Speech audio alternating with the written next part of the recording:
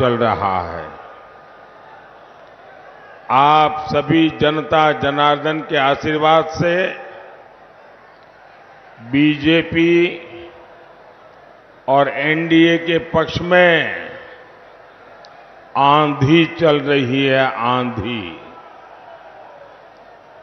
यहां बिहार में भी जंगल राज वाली पार्टी चारों खाने चित्त होने जा रही है। और मैं हिंदुस्तान में जहां जहां गया, बिहार में जहां जहां गया, एक ही आवाज आ रही है, एक ही स्वर सुनाई दे रहा है। फिर एक बार, फिर एक बार, फिर एक बार। भाइयों और बहनों, ये देश का चुनाव है।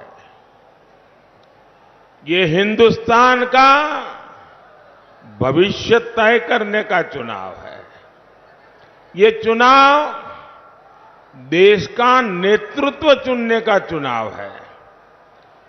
कौन है जिसके हाथों में हम ये देश की बागडोर दें, इसका निर्णय करने का चुनाव है। देश कांग्रेस वाली कमजोर, डरपोक और अस्थिर सरकार बिल्कुल नहीं चाहता। आप अपने मोहल्ले में भी ढीला ढाला पुलिस वाला पसंद करते हैं क्या? ढीला ढाला टीचर पसंद करते हैं क्या? टीचर भी मजबूत चाहिए कि नहीं चाहिए? जरा जवाब दीजिए ना। टीचर भी तो मजबूत चाहिए ना। मोहल्ले में पुलिस वाला भी मजबूत चाहिए ना। तो फिर देश को प्रधानमंत्री मजबूत होना चाहिए कि नहीं होना चाहिए? डरपोक प्रधानमंत्री देश चला सकता है क्या? आप कल्पना कर सकते हैं, ये लोग इतने डरे हुए हैं, इतने डरे हुए हैं, इनको रात में सपने में भी पाकिस्तान का परमाणु बम दिखाई देता है। अब ऐसी पार्टियां, ऐसे नेता जिनको रात में भी सोते सोते पाकिस्तान का परमाणु बम दिखाई दे, क्या इनको देश दे सकते हैं क्या? ऐसे लोगों को देश दे सकते हैं क्या? ये कांग्रेस के नेताओं के, इंडी गठबंधन के नेताओं के कैसे कैसे बयान आ रहे हैं। कहते हैं कि पाकिस्तान ने चूड़ियां नहीं पहनी है। अरे भाई, पहना देंगे।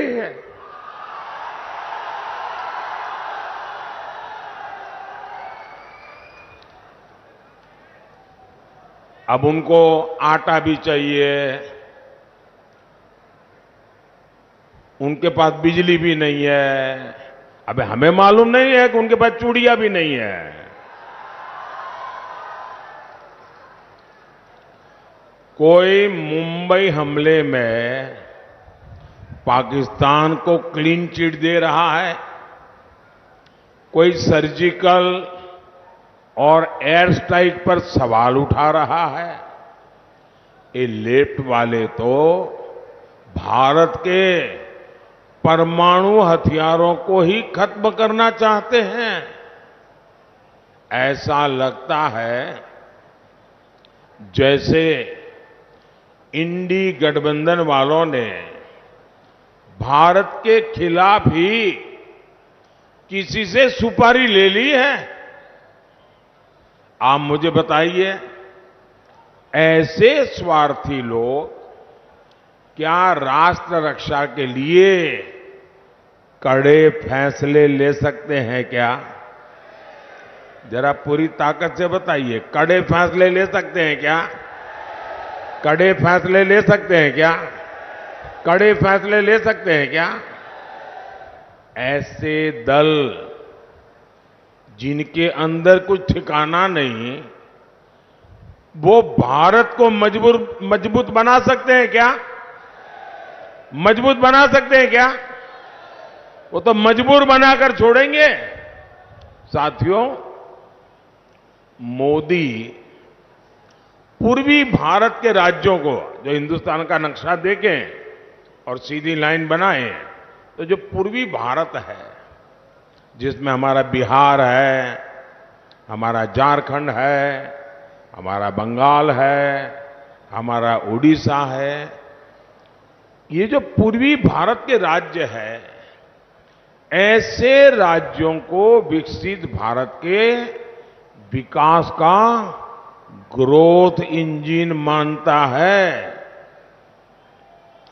इसलिए मैं विकसित बिहार, विकसित भारत के मंत्र पर काम कर रहा हूं।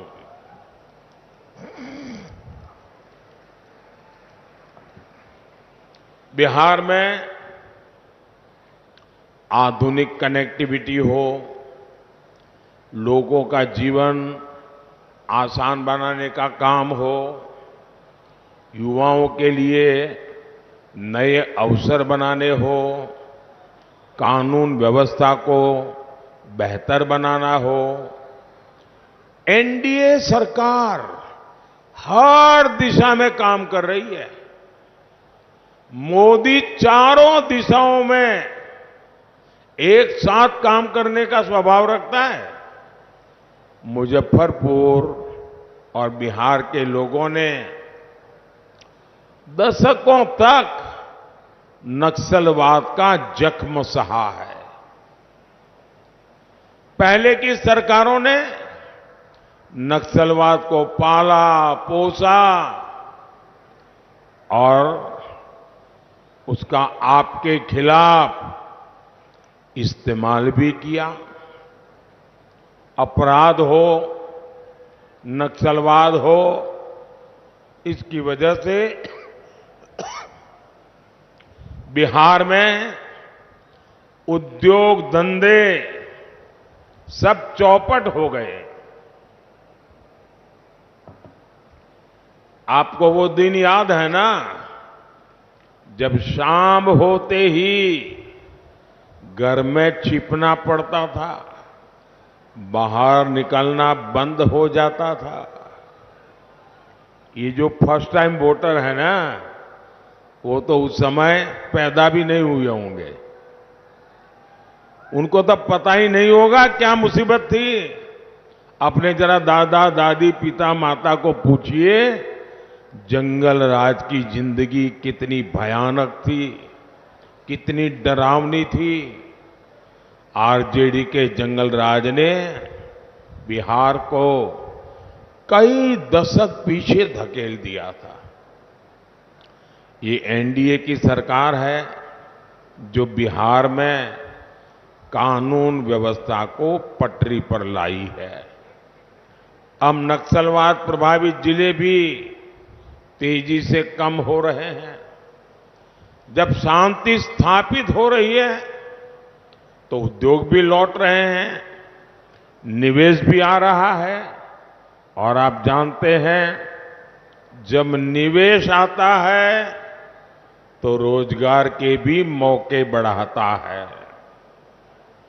साथियों, कांग्रेस और आरजेडी का इंडी गठबंधन भारत को बांटने में ही जुटा है। ये समाज को आपस में लड़ाकर अपने वोट बैंक के तुष्टीकरण में लगा है। आप लोग जानते हैं ना, कर्नाटका कांग्रेस सरकार ने क्या किया, ये समझने जैसा है। कर्नाटका में कांग्रेस की सरकार है, उन्होंने क्या किया, रातों रात वहां जितने भी मुस्लिम जातियां हैं सबकी सब 100% सबके सब मुसलमानों को एक रात में हुक्म निकाल करके, ऑर्डर निकाल करके ओबीसी बना दिया। इसके कारण क्या हुआ? ओबीसी को जो आरक्षण मिला था उसमें उन्होंने डाका डाला। ओबीसी जो है पहले वाले, उनके पास कुछ बचा ही नहीं। अब मुझे बताइए, क्या ये मॉडल हम बिहार में लागू होने देंगे क्या? आपका आरक्षण पर कोई डाका डाले, आपको मंजूर है क्या? आपका आरक्षण कोई लूट ले, आपको मंजूर है क्या? और यहां बिहार में जो चारा वाले हैं, उन्होंने और भी खतरनाक बात कही है। वो तो कहते हैं कि दलित, महादलित, पिछड़े, अति पिछड़े, आदिवासी, इन लोगों को जो आरक्षण मिलता है वो उनसे लेकर के पूरा का पूरा वो मुसलमानों को देना चाहते हैं। साथियों, ये देश ऐसी कोई भी हरकत नहीं चला लेगा। और जो ये दलित, पीड़ित, आदिवासी, वंचित, ओबीसी इनका आरक्षण लूटना चाहते हैं ना, वो जरा लिख लो, ये मोदी है, जान की बाजी लगा दूंगा, लेकिन आपको न संविधान को हाथ लगाने दूंगा, न धर्म के आधार पर आरक्षण करने दूंगा, और न ही एससी, एसटी, ओबीसी का आरक्षण छीनने दूंगा। और इसलिए मोदी किसी को धर्म के आधार पर आरक्षण नहीं देने देगा। और ये मोदी की गारंटी है। साथियों, हमारी प्रतिबद्धता बिहार के युवाओं के सपनों को पूरा करना है। यहां नीतीश जी के नेतृत्व में लाखों सरकारी नौकरियां बिहार सरकार ने दी है, एनडीए सरकार ने दी है। केंद्र सरकार ने भी रोजगार मेलों के जरिए लाखों भर्तियों की योजना को, और हमने तो इतने सुधार किए, पहले नौकरी भर्ती में 2-2 साल तो कागजी काम चलता था। मैंने इसको कम कर करके 1 साल में 10 लाख लोगों की भर्ती करने की ताकत पैदा कर दी है। बिहार में 8 नए मेडिकल कॉलेज स्वीकृत हुए हैं। बिहार में 10,000 से ज्यादा आयुष्मान आरोग्य मंदिर बने हैं। बिहार में 400 से ज्यादा जन औषधि केंद्र खुले हैं। राज्य के गांवों में 60,000 से ज्यादा कॉमन सर्विस सेंटर खोले गए हैं। मुझे बताइए, सारा इतना हो रहा है, इसमें कौन काम कर रहा है? नौजवान को रोजगार मिले बिना एक काम होता होगा क्या? आज देश में लाखों कॉमन सर्विस सेंटर गांव-गांव चल रहे हैं। ये मेरे नौजवान नहीं चला रहे तो कौन चला रहा है? रोजगार नहीं होता तो कैसे चलता? भाइयों और बहनों, यहां बड़ी संख्या में हमारी माताएं बहनें आई हैं। आप जरा याद कीजिए, 10 साल पहले महंगाई की स्थिति क्या थी? तब एक ही गाना चलता था, और बिहार में तो बहुत चलता था, महंगाई डायन खाए जात है, महंगाई डायन खात जात है। तब महीने की 20,000 की आमदनी पर कांग्रेस सरकार आके कहती थी कि टैक्स दो। आज मोदी ने ऐसा सुधार किया है कि 50-60 हजार रुपए की आय तक आपको एक नया पैसा भी टैक्स नहीं देना होगा। अब ये बचत हुई कि नहीं हुई? तब गरीब तो फोन भी नहीं रख सकता था, फोन करना भी महंगा था। आज तो हर किसी के पास, यहां जितने लोग बैठे हैं ना, 80% लोगों के हाथ में मोबाइल होगा और बिल भी बहुत कम आता है। साथियों, कांग्रेस सरकार में गरीब परिवार की बहनों के लिए तो रसोई चलाना और भी मुश्किल था। तब मोदी नहीं था तो आपको मुफ्त अनाज और मुफ्त इलाज भी नहीं मिलता था। मुफ्त राशन की योजना ने गरीबों के 10 लाख करोड़ रुपए ज्यादा बचाए हैं, वरना ये पैसे उनको अनाज खरीदने में जाते। 10 लाख करोड़ रुपए इस देश के लोगों के जेब में बचे हैं। हमने जो मुफ्त योजनाएं चलाई हैं, उस मुफ्त इलाज की आयुष्मान योजना ने गरीबों के 1.25 लाख करोड़ से ज्यादा बीमारी के समय होने वाले खर्चे मोदी कर रहा है, इसलिए आपके पैसे बच गए। जन औषधि केंद्रों में 80% डिस्काउंट से दवाई बेचते हैं हम। 100 रुपये की दवाई 20 रुपया, 15 रुपया, 8 रुपया ऐसे मिलती है।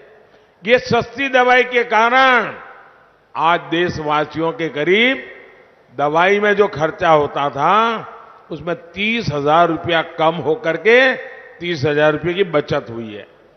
साथियों, हर परिवार की बचत बढ़ाने वाली एक और गारंटी मोदी ने दी है। अब बिहार के हर परिवार में जितने भी बुजुर्ग हैं, जिनकी उम्र 70 साल से ऊपर है, 70 साल से ऊपर जो भी है आपके घर में, कुछ न कुछ तो दवाई लगती ही लगती है। 1,000-2,000 रुपए की दवाई तो लग ही जाती है। और जो बेटा मेहनत करता है, बेटी मेहनत करती है, उसी को खर्चा भोगना पड़ता है। वो अपने बच्चों के लिए खर्च नहीं कर पाता है, बुजुर्ग मां बाप के लिए करना होता है। अब मैं आपको कहता हूं, आपको वो खर्चा नहीं करना पड़ेगा। दिल्ली में आपका बेटा बैठा है, वो खर्चा मोदी करेगा। 5 लाख रुपया तक 70 साल से ऊपर के लोगों का इलाज का खर्चा मोदी करेगा। मैं बिहार के सारे युवाओं को कहूंगा, अब ये चिंता छोड़ दीजिए कि बुजुर्ग माई बाबू के इलाज के लिए पैसे कहां से आएंगे। अब उनका मुफ्त इलाज होगा और इसका इंतजाम अपने तीसरे कार्यकाल में, तीसरी बार जब मैं सरकार बनाऊंगा, मोदी खुद इस काम को करेगा। साथियों, कांग्रेस के समय में ये बल्ब आता है ना, लट्टू, एक एलईडी बल्ब 400 रुपये में आता था। मोदी ने इसकी कीमत घटाकर 40-50 रुपये कर दी।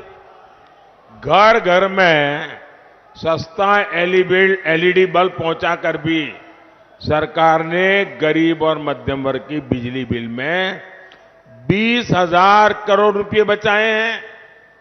साथियों, मोदी ने आपका डबल मुनाफा करने वाली भी एक और योजना बनाई है, डबल मुनाफा। इस योजना से आपकी बिजली का बिल हो जाएगा 0। बिजली का बिल, जरा बोलो ना, बिजली का बिल जीरो। इतना ही नहीं, आप घर में बिजली पैदा करके आप हीरो बन जाएंगे।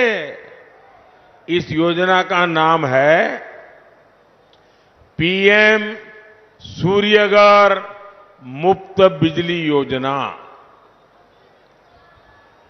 और उसका रजिस्ट्रेशन चालू है। सरकार ये योजना लॉन्च कर दी है।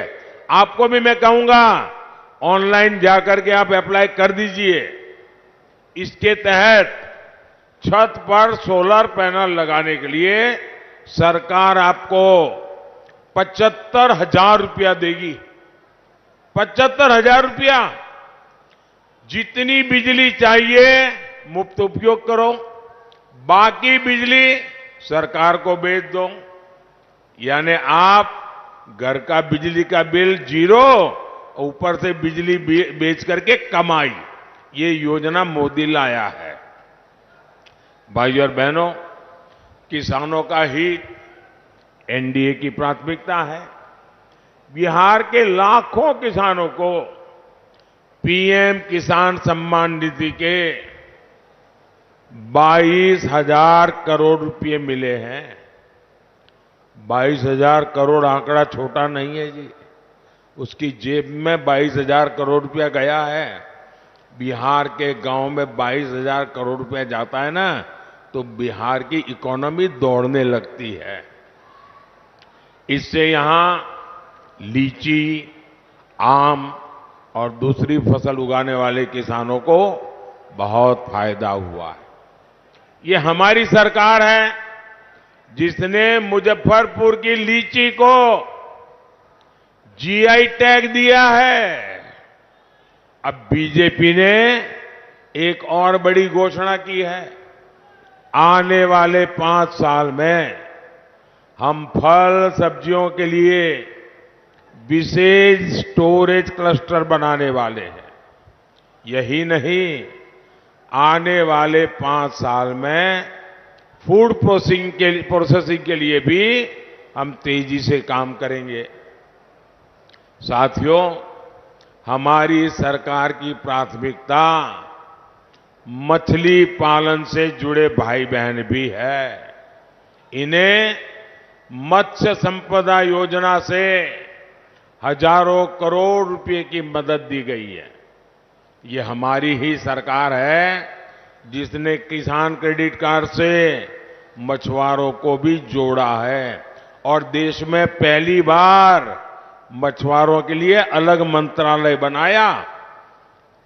75 साल हुआ, किसी ने नहीं बनाया, मोदी ने बनाया। मछुआरों के लिए अलग मंत्रालय, अलग बजट, अलग योजना, सिर्फ और सिर्फ मछुआरों के लिए। साथियों, बिहार में रेल, रोड, एयरपोर्ट जितने भी काम यहां चल रहे हैं वो तेजी से पूरे हो। बिहार विकसित होने के रास्ते पर तेजी से चले, इसके लिए मुजफ्फरपुर से हमारे साथी राजभूषण चौधरी निषाद जी और वैशाली से वीणा देवी जी को भारी वोटों से विजयी बनाना है। और जब आप इनको वोट देंगे ना, तो वोट सीधा सीधा मोदी के खाते में जाएगा। तो आप ज्यादा से ज्यादा वोट करवाएंगे, पोलिंग बूथ जीतेंगे। अच्छा, मेरा एक काम करेगा, घर घर जाइएगा और कहिएगा कि हमारे मोदी जी आए थे और मोदी जी ने परिवार के सबको जय श्री राम कहा है। मेरा जय श्री राम पहुंचा दोगे? हर परिवार में पहुंचा दोगे? बोलिए भारत माता की, भारत माता की, भारत माता की। बहुत बहुत धन्यवाद।